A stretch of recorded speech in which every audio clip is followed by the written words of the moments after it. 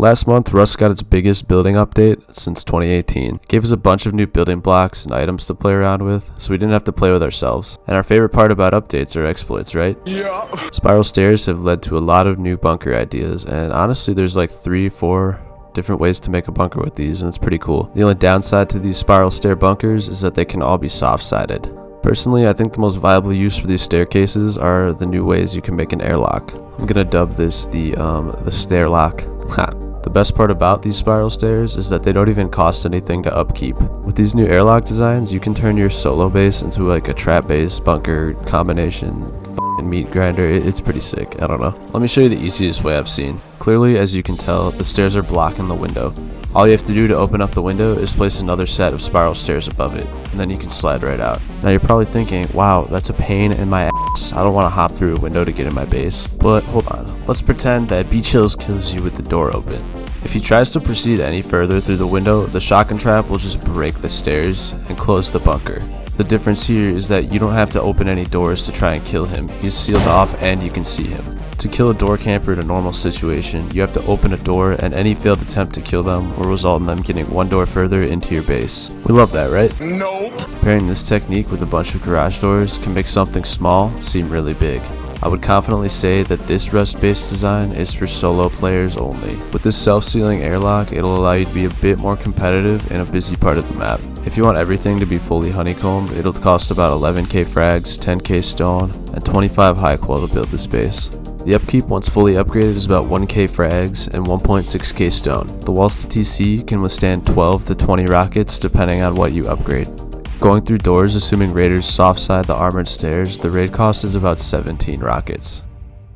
Before we get started, I just want to shout out Odawa for having some sick building videos and showing me all of these stair tricks. The comment shout out goes to Wur, who says, "This YouTube channel is actually alpha. Thanks a lot for inflating my ego, bro. I needed that." Anyway, let's get into the build. Start by placing foundations just as I do. To keep things simple, we're just going to upgrade everything to metal, which will be the final form. Next, place foundations off as I do. Upgrade this one to metal and the other two to stone, as the stone ones will be where your furnaces will be housed. Place 2 more triangle foundations off the bottom square. Next, place walls as I do around the perimeter. In this spot, put your door frame, as it'll be your front door. Then continue walling off. Upgrade this foundation and the walls to metal immediately, and make sure all the hard sides of the walls are facing outward. If you don't, raiders will be able to soft side into your base much easier. Place a wall down in the middle with the hard side facing the front door, upgrade to metal. Upgrade everything where your TC is going to be to metal, and then the rest to stone. Next, place down 3 stone door frames and 1 metal into your loot room. We make this metal so we can fit more boxes in the corners. Next, place your TC right here. And don't forget your front door, safety first, baby. Next, we'll go over the loot room. Make sure you place your garage door double door down before you place down all your boxes, as it'll be annoying to move the boxes when you want to place a garage door. Anyways, to start the loot room, place down 2 large boxes in the corner, and then place down 4 large boxes to fit in the rest of the square. Once you're ready to add another shelf, go outside and do the half-height triangle shelf trick. Upgrade that bad boy to stone. Then go inside and place 2 large boxes in a small box like this. Notice how you can fit between the small box and the wall. If you can't fit between that, then you can't place a small box. Next, we're going to have to add half walls to finish off the loot room.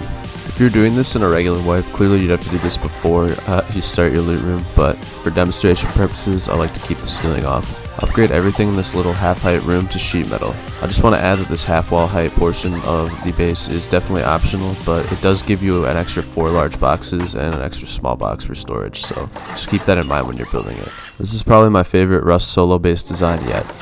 So now you want to add another stone triangle above the other one, facing the same exact direction, and then place your boxes in the same exact orientation as you did on the level below. Next, just place 2 large boxes on these 2 triangles.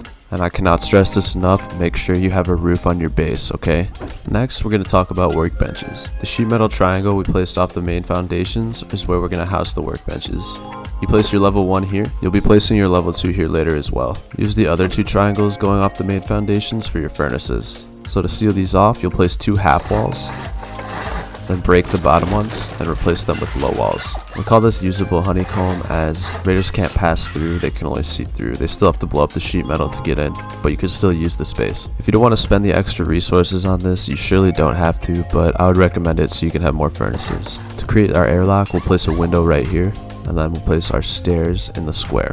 You can either place them from behind the window or within the core of your base. You press R to rotate them like anything else, and make sure the railing is facing the window. I'd recommend just upgrading it straight to armored if you have the high qual, because you won't have to pay the upkeep. And to open it, you simply just place your stairs like so on top. And I'd like to note that the bunker can be opened from both sides. You don't have to be inside to place the stairs. This part is optional, just for some drop box storage. You can fit some boxes underneath the stairs, and you can reach them from above the stairs. Also, I don't believe people can reach them from outside the window like they can with a large box that would be placed right in front of it. Also, don't forget to place your new summer DLC garage doors. Shout out Raiders Cove.